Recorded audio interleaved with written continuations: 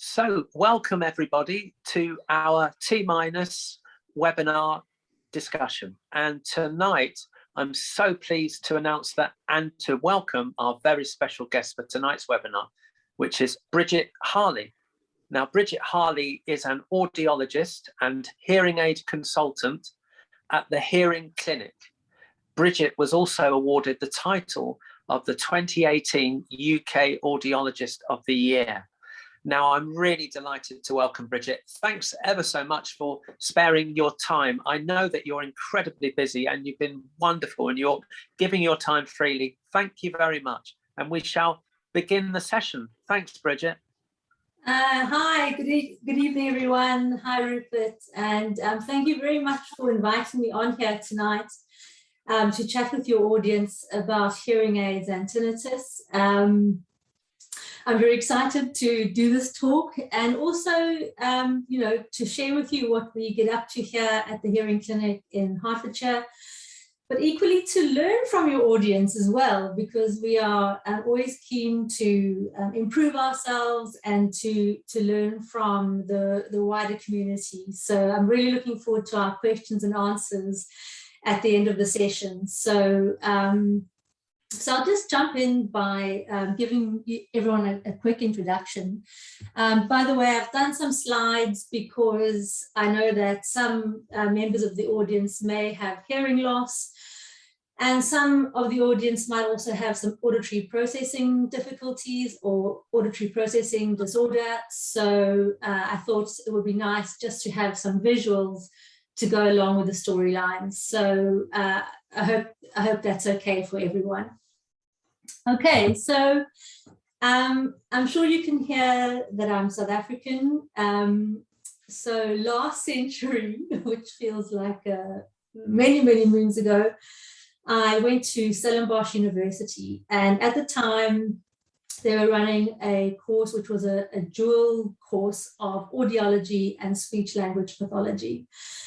So at the end of the course, I was a fully qualified audiologist and a fully qualified speech language pathologist. I never practiced using speech therapy, but I must say having the dual qualification has been really, really awesome for my role as an audiologist and managing my patients. So although it was really hard yards to do 2 degrees in parallel, I'm very grateful for having gone through that. So that's my background. In 1999, I was quite tired of studying, and I decided I needed a gap year. So I jumped on an aeroplane and came here to the UK with a view to travel Europe, backpack, etc. And my first stop was the UK to do a locum post. With a view to saving up some money for my travels, etc. And my first locum post was down the road here at the Lister Hospital in Stevenage. And about a week after arriving, I met my husband. And so my travel plans kind of changed, and the focus then became for me to try and get a work permit and stay on in the UK. So at that time in 1999, audiology was a shortage profession here in the UK. So I was able to get a work permit, and my locum post at the Lister Hospital turned into a permanent position. And my role there at the Lister Hospital was in adult NHS audiology, and I did support for ear, nose and throat clinics, so doing lots of audiograms. But I was also fitting hearing aids to adults with hearing loss. And for those of you who are old enough to remember, in 1999, we were fitting analog hearing aids to our patients. And an analog hearing aid, I guess, is where my journey with hearing aids began. And with an analog hearing aid, there's a tiny little trapdoor on the spine of the hearing aid. And you open that up, and in the back of the hearing aid are 3 small, tiny dials. And you use a small screwdriver, and you can turn one dial to make the sound a little bit more treble or a little bit more bass. Another dial would increase and decrease the gain. And the final dial essentially was where peak clipping kicked in. And how we used to fit hearing aids was we would put them in a person's ear and say, how does that sound? And if someone said, okay, gosh, it sounds a bit tinny, we would turn the little dial to the left and add a bit more bass.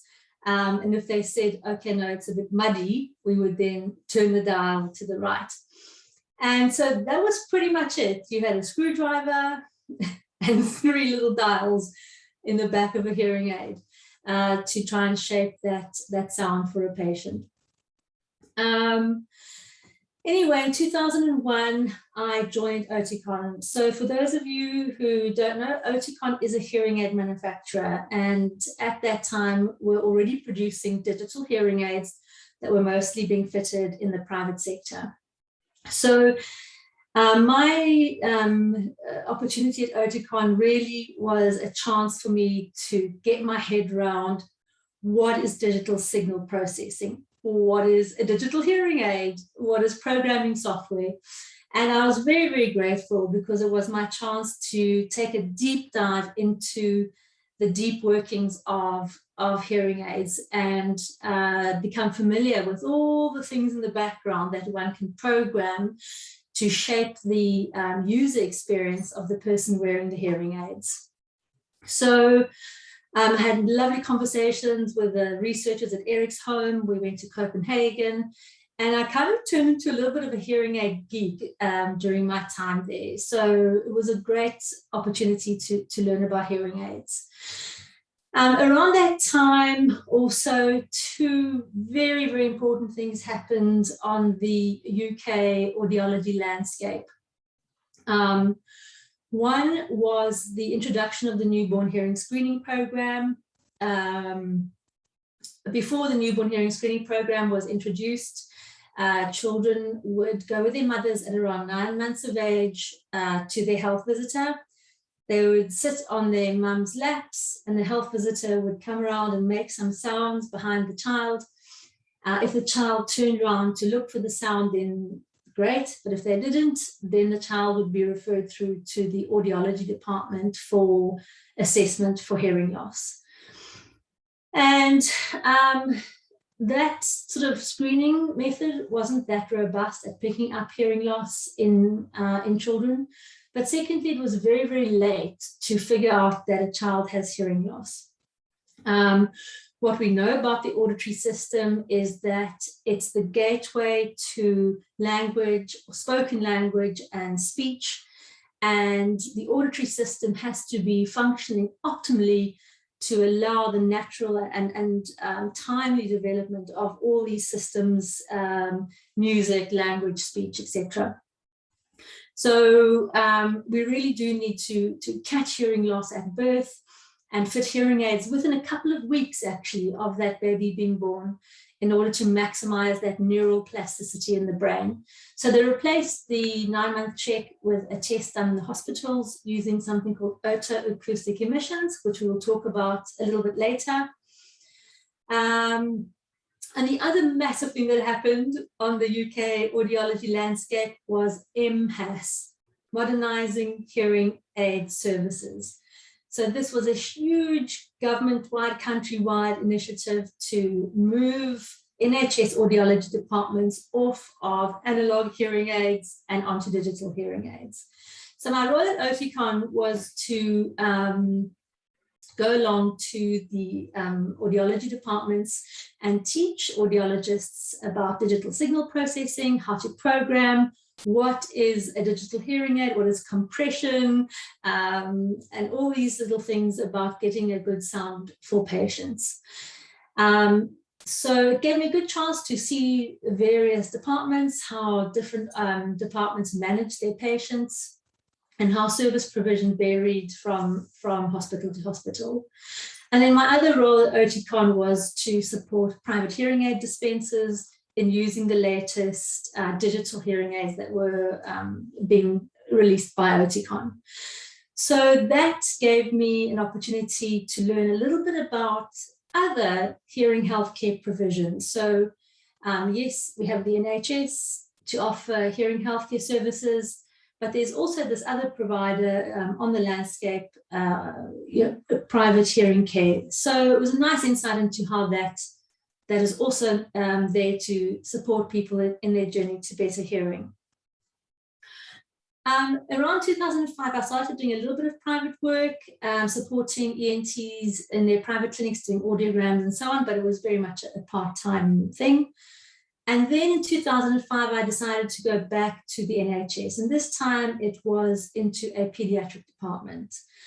And my job in this department was to now actually see these babies that had failed the newborn hearing screening carried out at birth using the otoacoustic emissions, bring them to clinic, and what we would do is we would put electrodes on the head and we would play sounds into the ears, and then we would measure brain activity in response to sound. And from that, we would be able to predict whether a child had hearing loss and sort of try and figure out the degree and type of hearing loss that they had.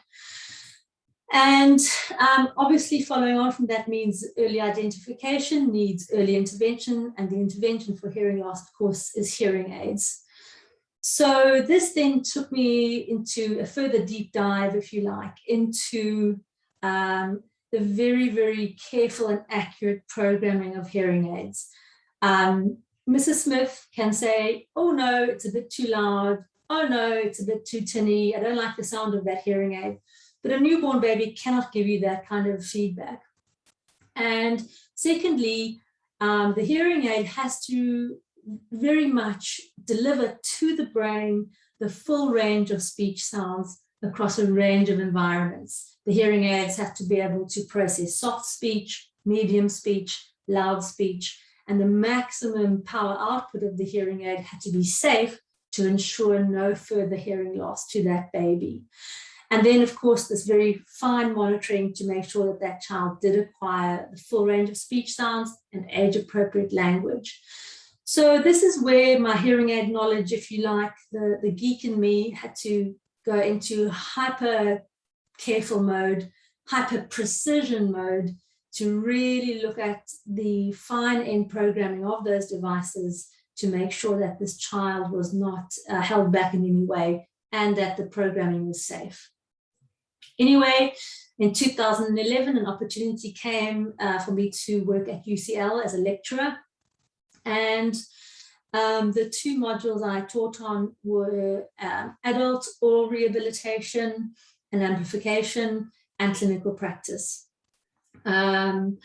So again, with the theme of hearing aids, that teaching really made me focus in on these principles of oral rehabilitation, in that, yes, we can fit a hearing aid and we can fit it very carefully, but actually, if we really want to maximize the outcomes for a person, we need to try and embed that fitting in a really carefully tailored oral rehabilitation program. And when we have a good hearing aid fitting and a very carefully crafted oral rehab program, then we really maximize the outcomes for our patients. Then Grace came along, my first child, in 2013. Wilfred came along in 2014. And I had two babies under 15 months of age, and working full-time at UCL with two babies, just I couldn't square that. So I gave up UCL and decided to work on my private clinic, the hearing clinic, to fit around my my new family and my new motherhood. Okay, so that's the background. And I also thought I'd share with you my journey with tinnitus. So I've always been very fascinated with tinnitus since I first studied about it at university. And my first opportunity to do some formal CPD, if you like, training along tinnitus, was the tinnitus retraining therapy training. So I know TRT has somewhat gone out of fashion, but at the time it was, quite popular, I guess. And I must have been the last or the second to last cohort to be trained by Jonathan Hazel himself. So Jonathan Hazel and Pavel Jastabov designed the TRT model, and Jonathan Hazel and Jackie Sheldrake did the training here in London. And I guess what I learned really, the nuts and bolts of what I took away from that is that, you know, we have tinnitus distress, and sound enrichment or sound therapy is a tool that we can use to assist someone in their habituation journey. So, so what I took away from that is, there's this thing called sound enrichment or sound therapy that can be a helpful tool. Anyway, I then studied under Lawrence McKenna, doing his course on Cbt Skills for Audiologists. So that's your cognitive behavioral therapy skills. And that was a very, very valuable course for me because it helped me to understand the idea that negative automatic thoughts and framing of the tinnitus can flare or mute, if you like, the strength of the tinnitus distress. And part of his training, he talked about mindfulness meditation. And I was quite intrigued by this and really wanted to test this. What is meditation, and you know, how does it work? So I enrolled myself in an 8-week MBCT, mindfulness-based cognitive therapy program in London.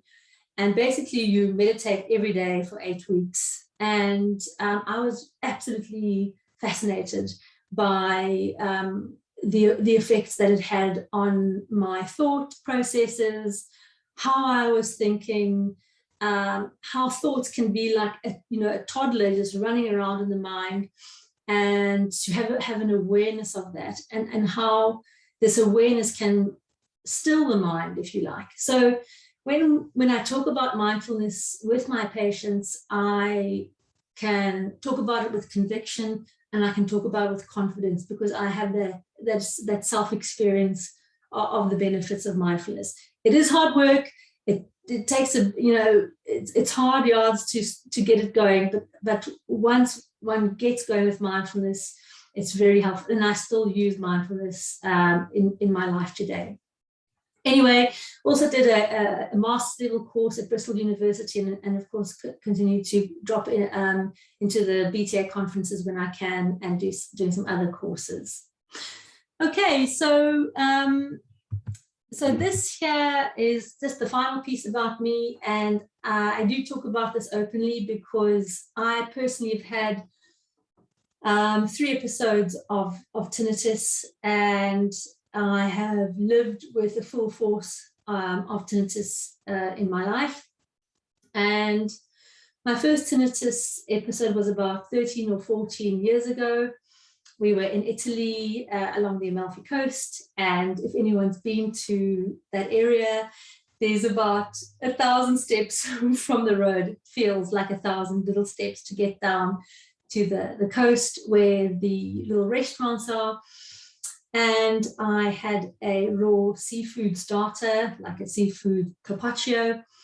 And halfway through that, my tongue started to go numb and my throat started to close. And I had quite a severe allergic reaction to this dish. And there's no way an ambulance crew is going to get to me at any time, any quick time, but let alone a stretcher or anything like that. It's such a far way down off the main road. And for a moment or two there, I really did wonder whether that was my last day on earth. And of course, I'm here to tell the tale, but it was a profound and really strong disturbance, if you like, in my survival network in my brain. And we went to bed that night, and in the early hours of the morning, I woke up with this almost like a helmet of hissing, static tinnitus.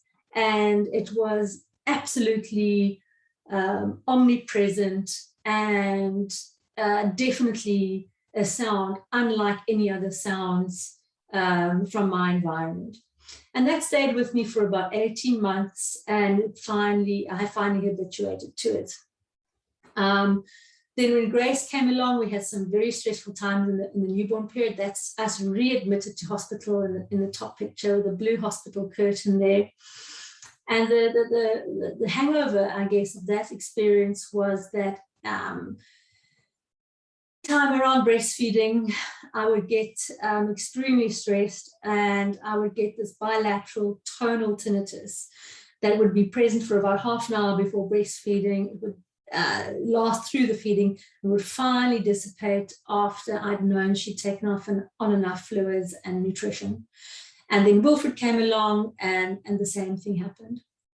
So I share this with you today because I feel it's important for my patients to know that I have that feeling and that experience of tinnitus, and that it is emotionally expensive and it is cognitively consuming at times, but equally that there are tools along the journey that can be helpful to walking towards a better place and habituation.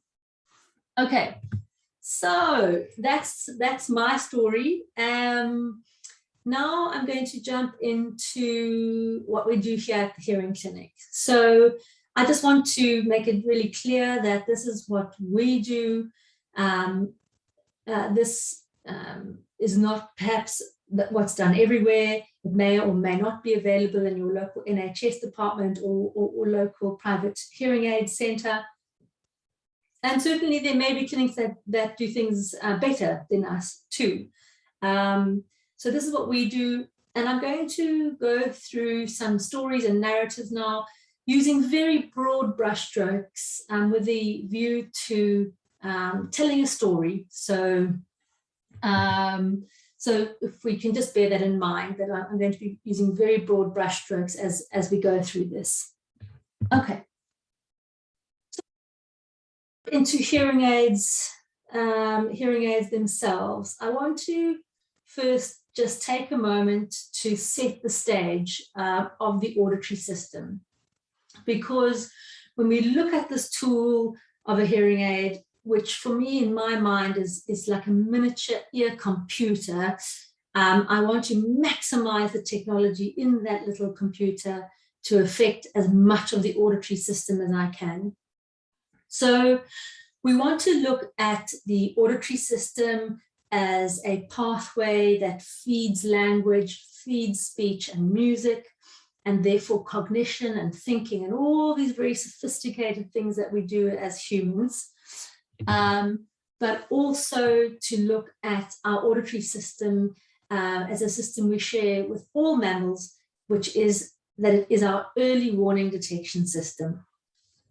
Okay, so the first part I'm going to talk to you about is what we call our primary auditory pathway. So this is, if you like, the high roots, the top lane of our auditory system. So sound comes into our ear canals, goes through our middle ear, into our inner ear. At the point of the inner ear, we have those sounds being converted into little electrical signals. Those electrical signals go into the hearing nerve, travel through the brain stem, and then branch out to the sides of our brains here into our hearing brains, and then from there cascade across the brain into our speech and language centers, our music centers, our speech motor centers, etc. So very much the very complex part of hearing and listening. And that's where we have, if you like, our auditory processing of complex signals. Then we have this sort of low root or secondary root, or perhaps we call it our non-primary root of hearing. So this root is where hearing will branch out and plug into our early warning detection system, our survival center in our brain, if you like, our limbic system. And this is system, if you can imagine, is always on, it's always scanning the environment, and it's always checking for danger. So when you are fast asleep at night, the high root is sort of switched off, but that low root is always on, always scanning the environment. So you can be fast asleep at night, but should your baby cough or the floorboards creak, boom, that low root, the limbic system wiring of the auditory system sends out a big signal, arouses our whole bodies, and we wake up to respond to that signal. So I want to just put both of these out on the landscape so that when we go forwards for looking at hearing aids, we want to address both the primary auditory pathway, but also use the tool of the hearing aid to try and work this low pathway, the limbic system pathway of the system. Okay. So I want to now bear these pathways in mind, and I want us to now think about how hearing loss and stress create a situation where these pathways start to uncalibrate. So I'm going to use this slide. The reference is at the top there if you want to read the article. But I think this is a good way to try and encapsulate everything. So we know that hearing loss is a trigger which can uncalibrate the auditory system.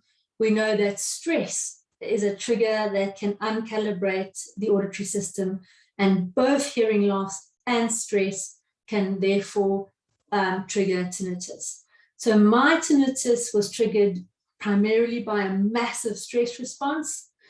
For some people, it can be hearing loss that triggers it, and for some people, it can be both. So we'll look at this model now. Okay, so on the left panel here, we have hearing loss. And I just want to pause for a moment to set the scene for this part of the graph. So we don't hear in our ears. Our ears are just a very, very fancy organ that takes incoming vibrations and turns it into electrical signals. Those electrical signals have to travel up the hearing nerve and plug into the language centers and the music centers, etc. And only when that signal has reached those points do we then process the signal and make meaning from it. So what happens when we have hearing loss? Now, typically, hearing loss occurs either in the middle ear or the inner ear. But for today's example, we will just focus on the inner ear. A lot of us will get wear and tear over time in the inner ear, or when we have a noise injury or noise damage, it affects the inner ear. So what happens? Sound comes into the inner ear. Because there's hearing loss there, not all of that sound is encoded. So maybe 70% of that sound is encoded well, but 30% isn't.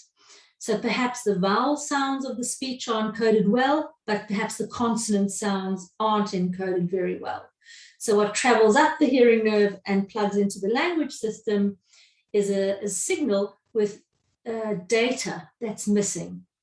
Then we have to now use our attention and our memory and the context of the sentence to try and figure out, did they say ship or flip or pip or sip? And then we kind of have to like get the best match for that missing data to then figure out, okay, they must have said ship because we're talking about submarines, for example. But that process of having to fill in the gaps and work out the missing piece of information kind of revs the brain, right? So it costs energy to do that gap filling process. So that kind of creates a hyperactivity in the brain.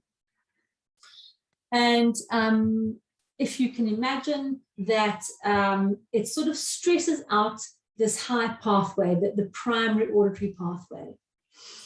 On the right-hand panel, we have psychological stress. So my tinnitus was triggered by a life event. If you look at the far top right of that quadrant, it created significant mental stress for me. It created significant emotional distress for me and that created sort of a hyperactivity in my limbic system, which then triggered my tinnitus. So the limbic system doesn't just service the auditory system. The limbic system services all our emotional experiences. So if for any reason our limbic system becomes chronically stressed, that can then have a spillover effect, if you like, into this low pathway of our auditory system.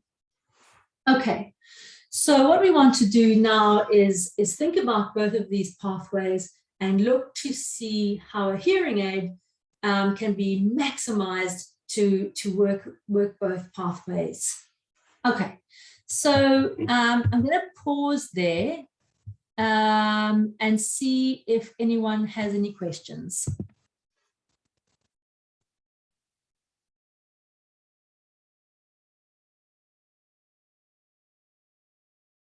I've got a question actually, and it's relating to the word that you said. And by the way, this is absolutely fantastic. I'm learning so much. It's amazing, Bridget.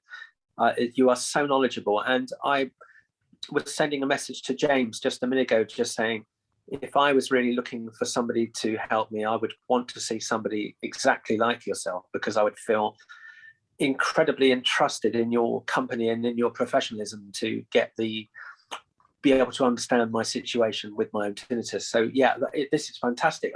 Something that's just crossed my mind, and you were talking about vibration, and you haven't mentioned it, but I wanted to mention it because it's a question that's come up a few times, and it also affected my partner quite greatly very recently, which is vibration, and it's MRI scans. And we're having an increasingly well, there is an escalation of people that are going into MRI. And from what you were just saying, which is why it triggered the question, you were talking about psychological stress being, is like a trigger also for tinnitus. My question is then, is the MRI, in terms of its vibration, is that enough to hurt the auditory system, or is the frequency and noise along with the vibration enough to hurt your ear? Or is it just the pure volume? Or is it the fact that when you go into this machine, we're not being prepared enough to understand what that experience might be? So that's the question, really. Thank you very much, Bridget. So MRI scanners, I think there's a few models and a few makes of them. And I'm not an MRI expert at all, but my understanding is that they are very, very loud environments. And I think there has been some research showing that for some people, it can cause a noise injury. And they should be providing earplugs for every MRI visit. And I personally am a person who is quite vigilant around noise. I'm not noise phobic, and I don't have distress around noise, but I will not unpack my dishwasher without ear defenders. I will not grind coffee without ear defenders. I will not hoover without ear defenders. So I am calibrated to be very mindful for noise. I do not want a noise injury. And I would say for anyone going for an MRI scan, if there is a red flag on your clinical profile, which indicates there might be a possibility of an acoustic neuroma, absolutely have the MRI, because if it's a tumor that can be growing to parts of your brain that can be life-limiting, just, get that looked at. But go in with earplugs, but the earplugs have to be inserted properly. Poorly inserted earplugs won't help. So I do have a little YouTube video of showing how the earplugs are to be inserted properly. So you can look at that later. But the vibration, again, that won't necessarily, I guess, travel through the earplug as such, but the vibrations will travel through the bones and the soft tissues, I guess. but that's a different route into the system. And then in terms of being prepared, yes, absolutely. It's a very claustrophobic environment. And so prepare for that by perhaps speaking to the GP for some medications, or do some relaxation around that. But just on that topic of noise, just very quickly. Yes, brilliant. Thank you. So the best analogy I've heard about noise is the analogy of sunburn.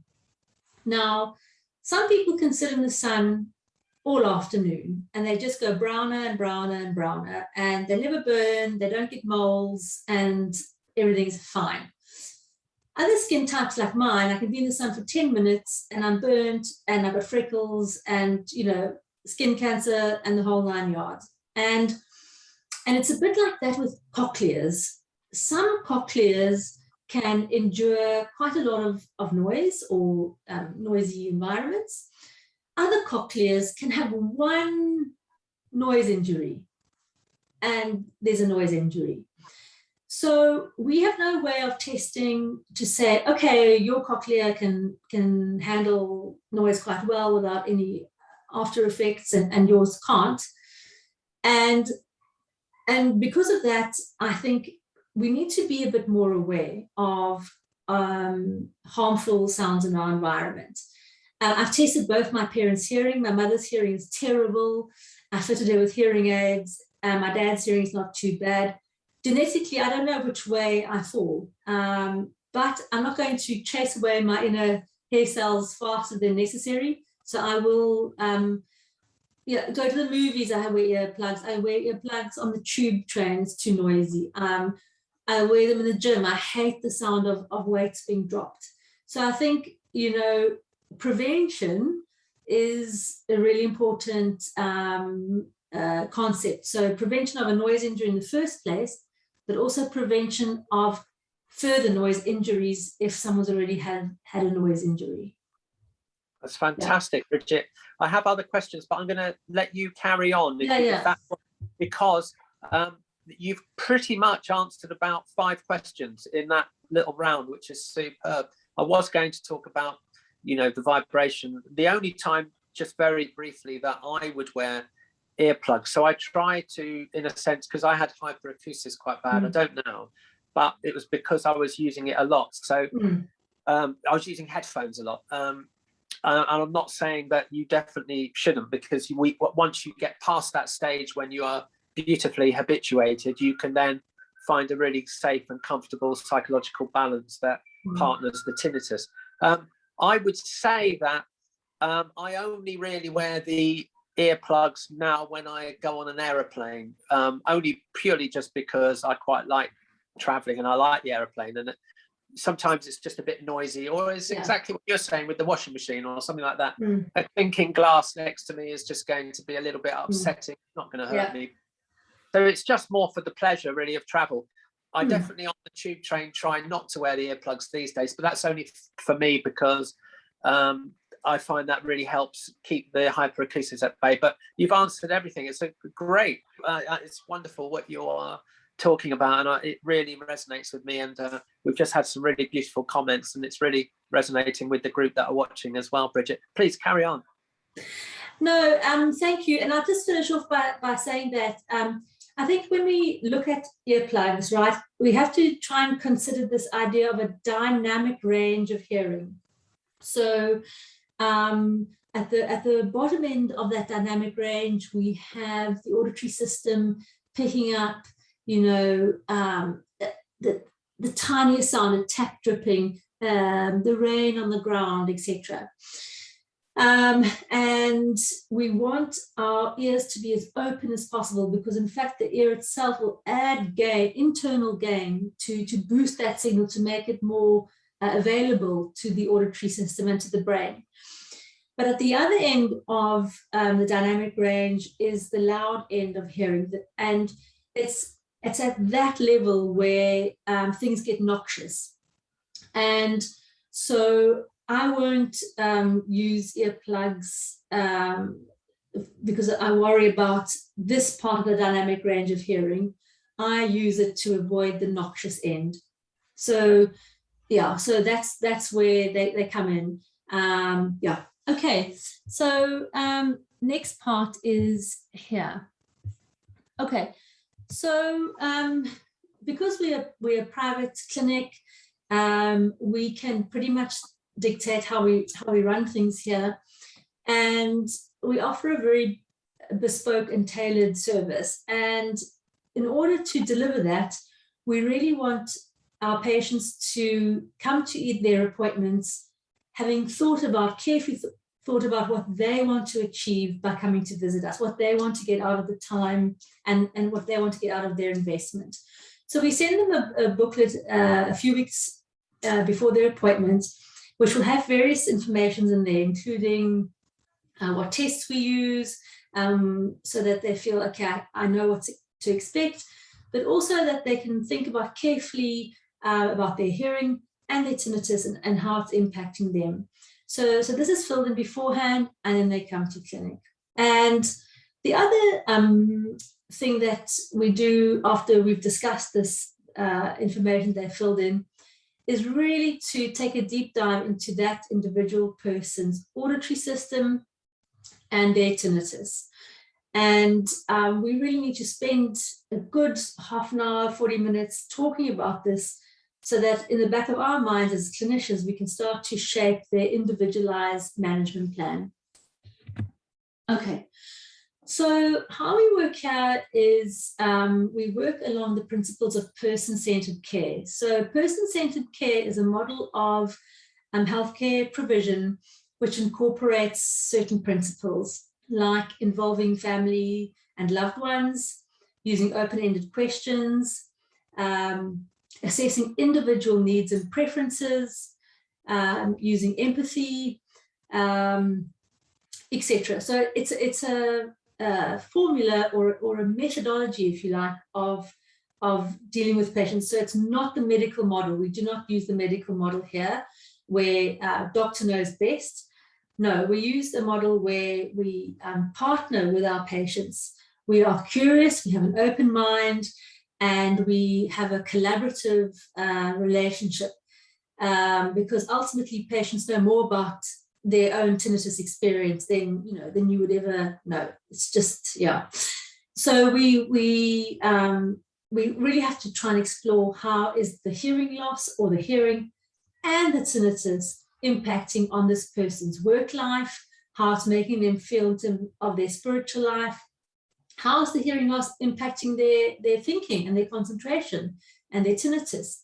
Is it that they are deploying so much energy trying to fill in the missing gaps because they have hearing loss that they get tired from listening and can't formulate their thoughts clearly? How is their physical activity? How is their emotional well-being? Tinnitus can be very, very emotionally expensive. So how is that going? What is their environment like? What do they like to do? What are their hobbies? What's important for them? And of course, their social lives. Then moving on from that, we use the Tinnitus Functional Index questionnaire. So I did use the Tinnitus Handicap Inventory in the past, but I feel this questionnaire just gives me a little bit more detail and a little bit more clarity on what the main issues are for a patient. So if anyone hasn't done this, I'd recommend you jump online and do this on yourself.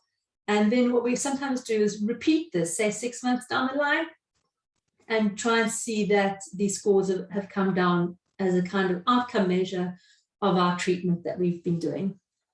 Okay, right. So after we've spent some time getting to know the patient, done a deep dive into the tinnitus using the TFI, we then spend some time really understanding that person's auditory system. So if you remember, that primary auditory pathway starts at the ear canal, sound comes into the ear canal, it travels through the eardrum, the sound then goes to the inner ear converts that sound into electrical signals, and those electrical signals then are fed up to the hearing brain and language system.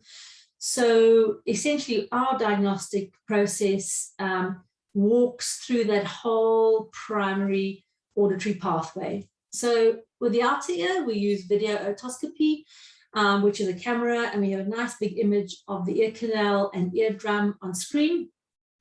And then both of us, the patient and us, can see together, is there wax? Is there a lot of wax? What does the eardrum look like?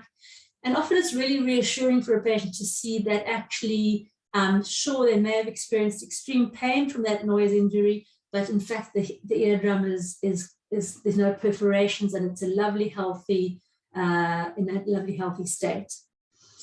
The next thing we test is to see how sounds travel through the eardrum and into the inner ear. And you may have heard of something called the pressure test. We call it tympanometry. And occasionally we will do acoustic reflexes. So if there is a clinical situation of perhaps unilateral hearing loss and unilateral tinnitus, we may then use acoustic reflexes to give us just a little bit more information about the nerve pathway on that side, which is got the worst hearing and worst tinnitus. Okay, so that's the outer ear, the middle ear. The next part we look at is the inner ear. So the inner ear is the cochlea, and that's where we do your classic audiogram, which is your beat test. Sometimes if someone has pretty good hearing, we may do extended high frequency audiometry. So that's testing above 8,000 hertz. So we swap headphones, we've got special high frequency headphones for that. And then we explore just a little bit beyond the 8,000 hertz, especially if someone's complaining of a very, very high pitched type tinnitus. Now, what we also do in clinic is distortion product otoacoustic emissions. Now, if you remember, we chatted about the newborn hearing screening program, and what they use to screen babies' hearings at birth is otoacoustic emissions. It's a very sensitive and specific test for cochlear health. And the distortion product version of the OAE test helps to map out quite specific details of the inner ear. So it's almost like a bit of a more zoomed in picture of what the cochlea is doing. Of course, we then travel further up this pathway and we look at speech in quiet. So there's no lip reading, there's no sentences, there are single words like fish or tooth, something like that. And then we look to see how is the auditory system processing speech sounds. So, for example, if someone has a high frequency hearing loss, it means they may not be hearing the consonants very well. And they might say, hear the word tooth, the sound is not audible to the brain because of the hearing loss and the high frequencies. So they might reply to for the word tooth. So it gives us a nice correlation between, okay, here's the hearing loss and it's affecting these speech sounds. And that's really important because when we get to fitting hearing aids, we want to, come back to this and repeat these speech tests with the hearing aids on to make sure that the hearing aids are providing that audibility to that person. And then we do speech and noise testing. Now, speech and noise is a much more complex task. This is where the auditory system has to pull the target sentence out from a soup of other sounds. And so this is really sort of auditory processing. And some people can do this better than others. And people who struggle to do this are really revving their brains to try and follow conversation in restaurants and parties and places like that. And of course, when the brain is revving, that can then make the tinnitus louder. And when the tinnitus is louder and you're in a social environment and your brain is revving, then it's just not always nice because it's just too exhausting to try and be in that environment. So that test will then give us some ideas about, okay, is this person coping well in noise or are they not? And if they're not, it will then guide us to perhaps creating a second or third program in the hearing aid where we increase the algorithm for noise reduction. We may use fixed forward-facing directional microphones in the programming, etc., etc. So we kind of craft a separate program for that person to use in these complex acoustic environments. And then finally on here, if the tinnitus is tonal, we may then spend a little bit of time roughly pitch matching the tinnitus. It's, you know, we're never going to get bang on to the precise sound. It's a very, very time-consuming process. But we just sometimes like to get a rough idea of what the pitch of the tinnitus is, because sometimes what we see is, so this is someone here who has quote unquote a normal audiogram because their hearing is within normal limits. However, they are hearing in the low frequencies, which is here around 250 hertz at around 0 dBs, and at 6,000 hertz, they're hearing around 20 dBs. If we look at their distortion product OAE, whoops, sorry about that.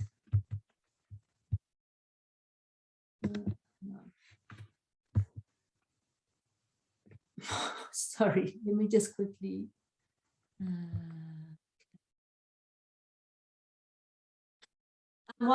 Okay, so we can see here that this person has got pretty good OAEs, but then lo and behold, it sort of dips here. And that can correlate basically with the pitch of their tinnitus. So the slide wants to jump on, so I'm just going to go back a bit. And talk about how we look at the use of hearing aids. Okay, so I might just leave it in this mode so that we don't get too stuck. Okay, so the first thing we address obviously is looking at correcting the hearing loss. So we want to imagine that person has some residual natural hearing. We then want to use amplification and top up the hearing so that there's a mixture of natural hearing and amplified hearing traveling through the system, so that what arrives up in the language system is a more complete data set. In other words, we don't have missing pieces of information. All the vowels are there, all the consonants are there. And that in turn will mean that the brain revs less because the language system is getting all the detail. So the cognitive system doesn't have to be listening so hard, figuring things out. So the cognitive brain is then released, and working memory and short-term memory and executive function are then freed up to then process more effectively. Right, so just some examples of hearing aids. So on the left here, you see me putting in a classic behind the ear receiver in canal hearing aid. I'll just show you on here. We have a hearing aid. This is a tiny wire. This is a miniature loudspeaker.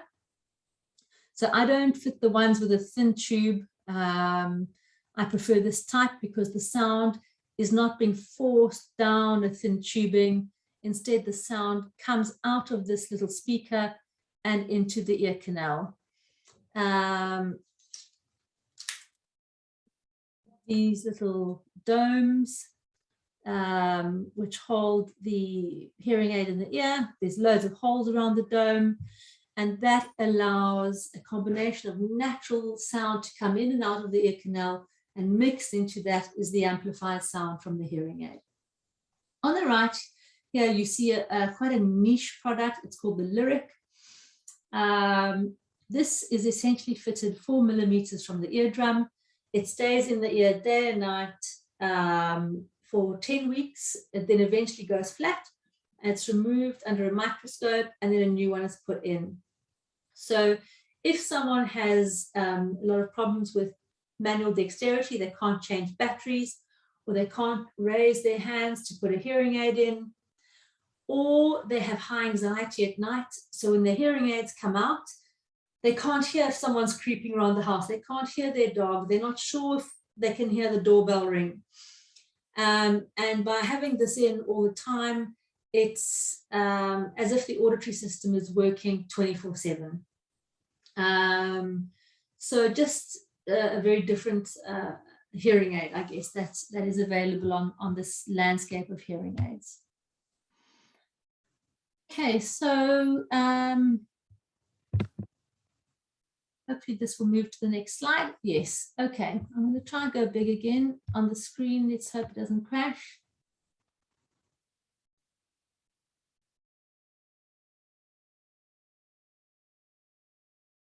So, right, good. Okay, so here is something that's really, really critical in a hearing aid fitting.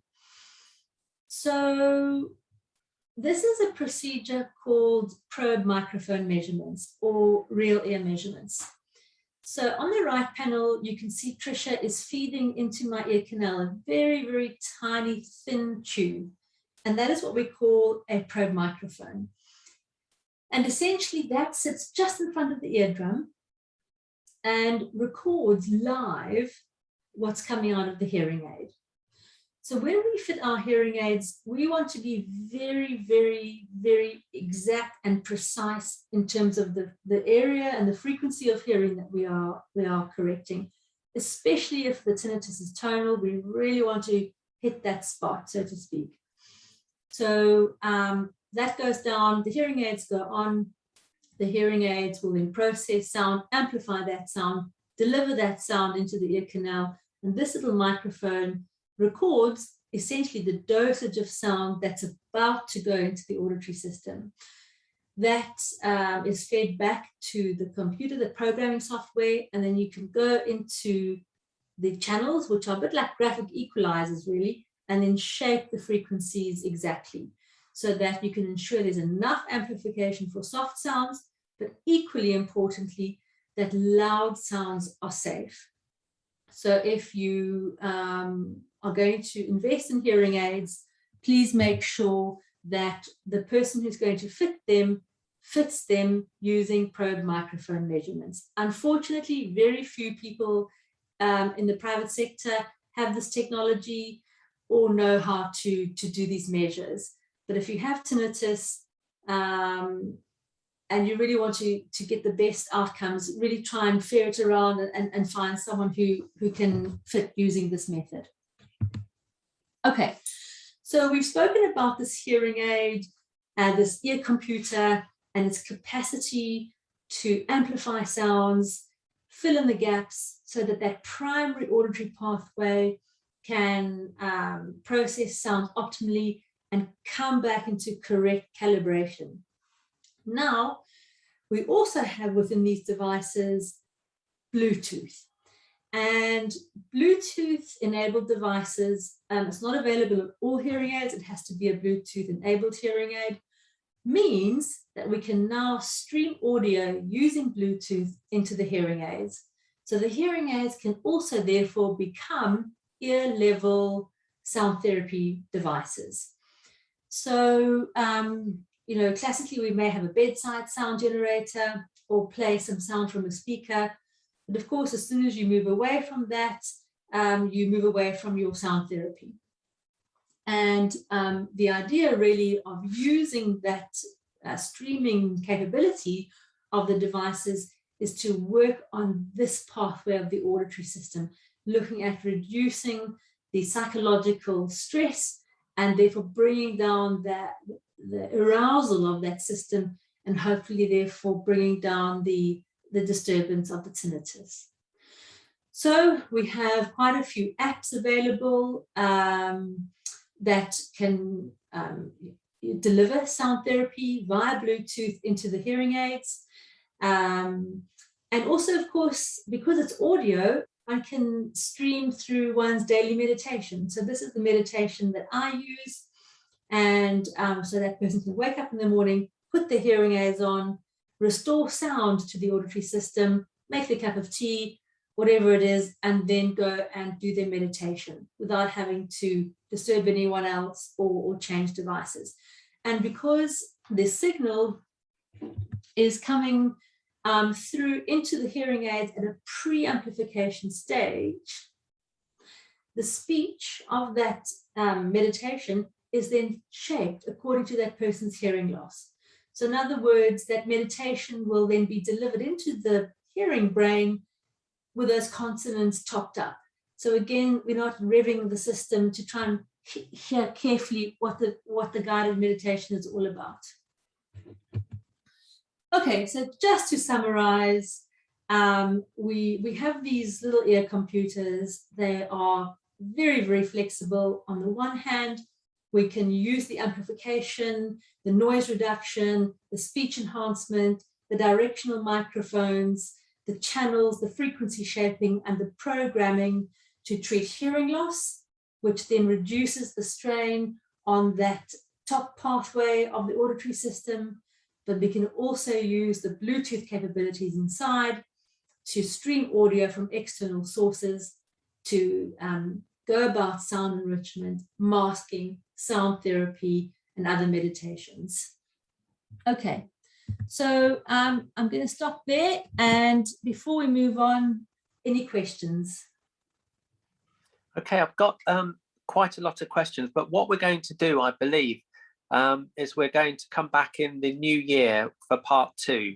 So that would be tremendous. But I think this was really, really important. I've learned so much. It's incredible. I have lots of questions. We won't be able to get through all of them, but one of the first questions that's come up is very simple. And it's come up a few times, Bridget, which is, are noise cancellation headphones dangerous? We've had 2 to 3 people that have had problems with noise cancellation headphones, thinking that maybe the phasing issue and the way that it's kind of made, the way it's created, should not create any trouble, but they're assuming or thinking that it's creating a frequency they're not able to hear that's actually has done some damage. Have you come across this at all, Bridget? I really feel unable to comment on that because I've never used them, I've never tested them, and I've never worked with them. So yeah, I'm afraid I'll have to pass on that one. Absolutely, I'm the same. I've never used them myself either. We'll try and get to the bottom of that. I'm sure that as many people begin to use it, and hopefully they don't come into any problems, we are going to find more maybe correlation with that as an issue. The next one is very simple. You sort of answered it, well, magnificently, but a very simple question. And again, this comes up quite a lot. NHS hearing aids versus private hearing aids. What's your feeling about that? I mean, are either or, are they all as good? Maybe it just sounds like with what you're using private hearing aids. It sounds like you're getting an awful lot of choice, aren't you? And you're really making it very tailor-made to that person. Can that be done and achieved with the NHS hearing aids, Bridget? Yes, NHS hearing aids are about, I'd say, 3 to 5 years behind what's available privately. It's just how the tendering process works in the NHS. Yeah. And what's delivered to the NHS will always be sort of a mid-range product. However, the performance of a hearing aid is dependent on how well it's been programmed. So you can have a slightly outdated hearing aid that's mid-range, but if it's programmed carefully and programmed well, you should get really good benefits. Yeah, that's fantastic. This is a question that's come up 5 times this evening, so I feel like I'd like to answer it. And actually, I spoke to you about it the other day when we had a lovely chat, which is, what would be your first reaction and appropriate professional intervention when an individual sees you relating to hearing issues after contracting COVID? Yes, so I guess there's a few things there to consider. So we need to know what other medical professionals are involved with the person and what other symptoms and manifestations has come about from COVID. And certainly if there is a pre-COVID audiogram, that would be very handy to have so that we can see if there's a measurable change in hearing. But yes, we have had quite numerous reports of tinnitus onset. And in our clinic, actually, we've seen a few patients with sudden sensory neural hearing loss from COVID, usually unilateral, but like a massive sudden drop in hearing. So yes, we've come across that here. And when that happened, that sudden hearing loss, which has been obviously very dramatic for that poor individual that has that, in your experience, I mean, maybe it's not an easy, it's not the right question. Has that come back? I only say that because I have a great friend of mine that lives in Miami, and she had that problem after contracting COVID, and she had, I think she said she had tinnitus in her kind of her normal ear that had tinnitus in it. But I think in her other ear, she had 80% noise reduction from having COVID.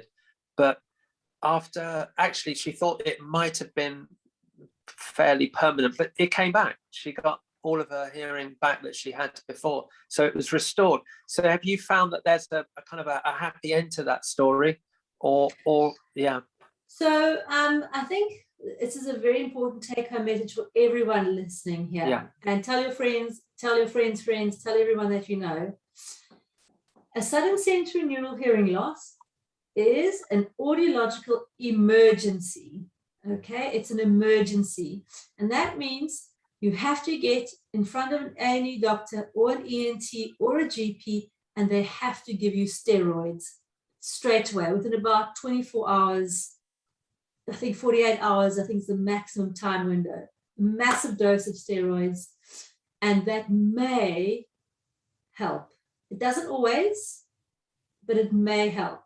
But if you leave it longer than about 24 hours, 48 hours, the window is gone to try and reverse the situation.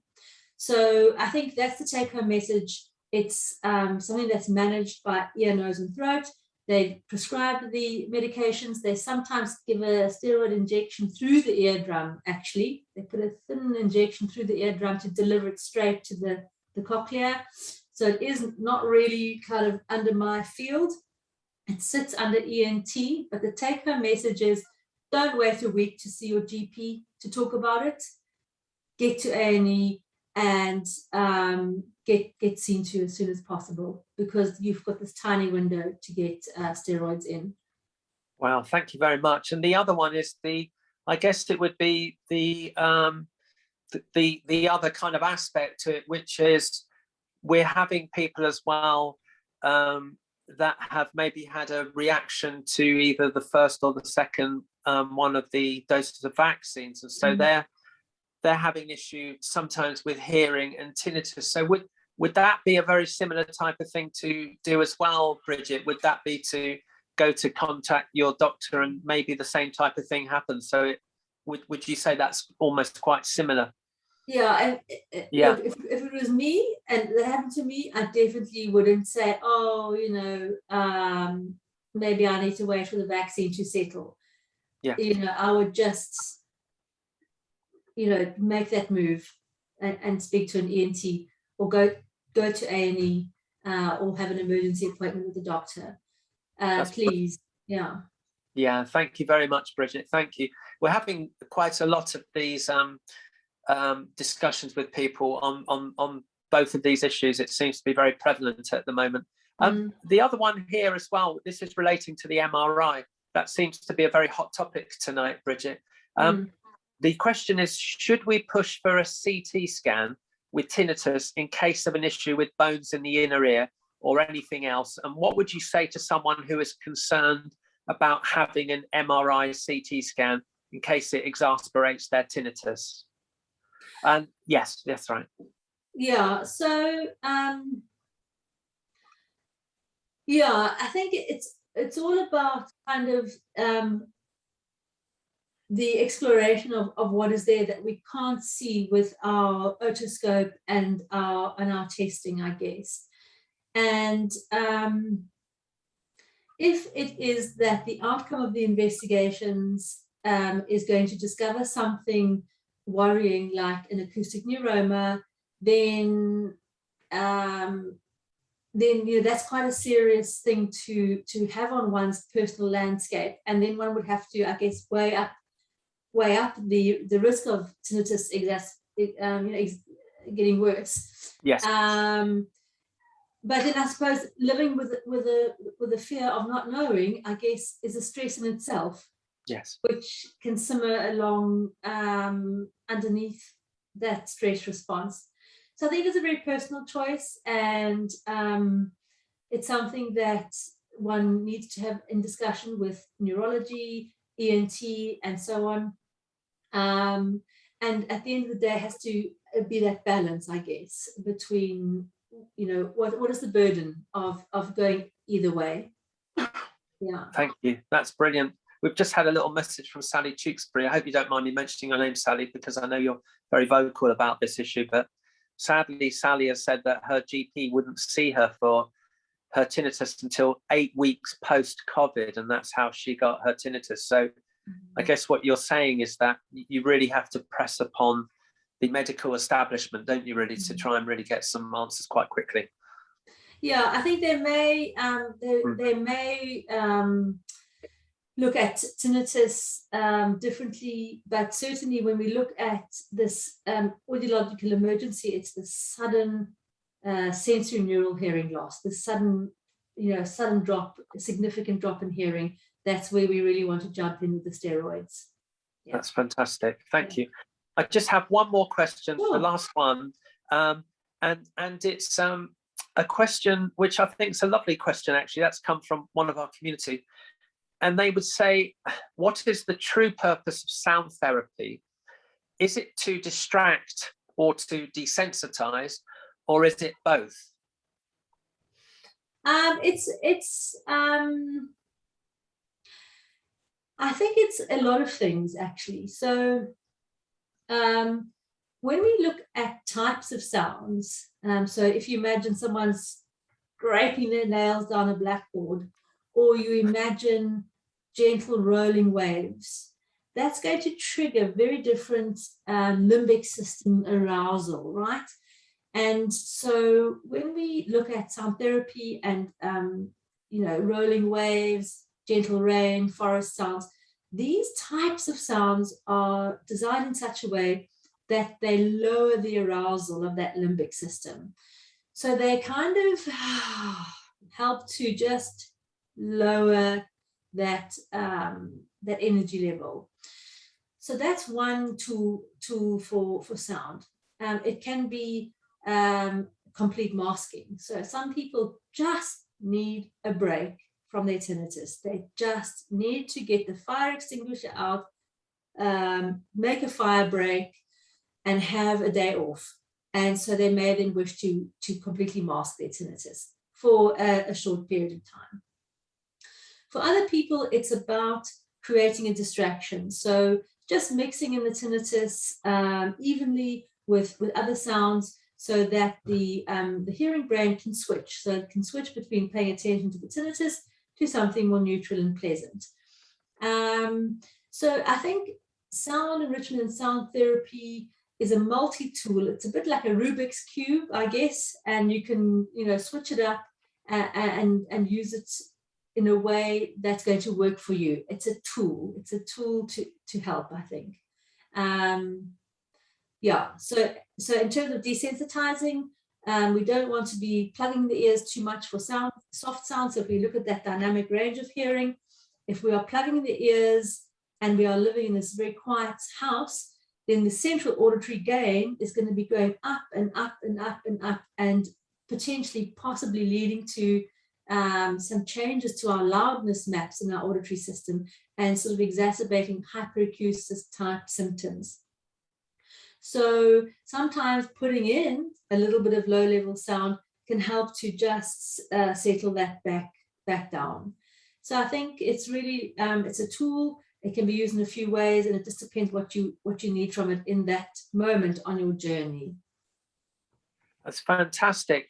I think what we'll do is we'll leave it there, because it's just that if it's possible, I would love to have a part 2, if that's okay with you, Bridget. That would be amazing. Anytime. Oh my God, yeah, brilliant. Thank you. Well, we're going to have a part 2, and before I say thanks ever so much, well, I'm going to just say it anyway, thanks ever so much. I'd just like to say to the community that they can find T-minus on www.t-minus.info, Instagram tinnitus minus, Twitter, Facebook T-minus tinnitus T-minus tinnitus wellness support group. I have to take my teeth out. And then you can find us on LinkedIn. And then if you want to download the app, at the moment it's free, you can find us on Tinnitus Wellness app. But I'd really like to just say thanks ever so much for your time. You're a truly great person and a great professional. It's fantastic. And I kind of knew it would be really, really exciting after we spoke last week, and it really was. And part 2 would be awesome if that's possible, Bridget. Yes, where and if can we anyone wants to send their questions in, and then we can perhaps just have like a nice chat around all the questions. Be beautiful. That would be great. And also, is there anything that we can share with the group? So obviously we can share information after tonight about what you're doing and your business and where it is and everything, because I would love more people to know about you. It's really important. The work you're doing is tremendous. So is there anything you'd like to just say or advertise in any way just before we leave, Bridget, where they can find you and your email or however you feel comfortable about doing that? Okay, thank you. So it's just, I guess, my website, which is thehearingclinic.co.uk. There is a different hearing clinic in Scotland and a different one in Milton Keynes. So it's the one in Hertfordshire, and you'll recognize the logo from the talks. So you can jump on there if you want to learn a bit more about our other services. And we have a Trustpilot feed that goes in there, so you can see what other patients have said about coming to see us as well, if you want to. That's wonderful. Thank you, Bridget. And if that's okay, we can, if it's okay to link up in a minute, in about 3 minutes, if we can just come back together and have a little reappraisal and say thanks again. But thanks to everybody for watching, and thank you, Bridget. Fantastic. Okay, thank you, everyone. Thank you. Bye-bye, everybody. Bye-bye. Bye.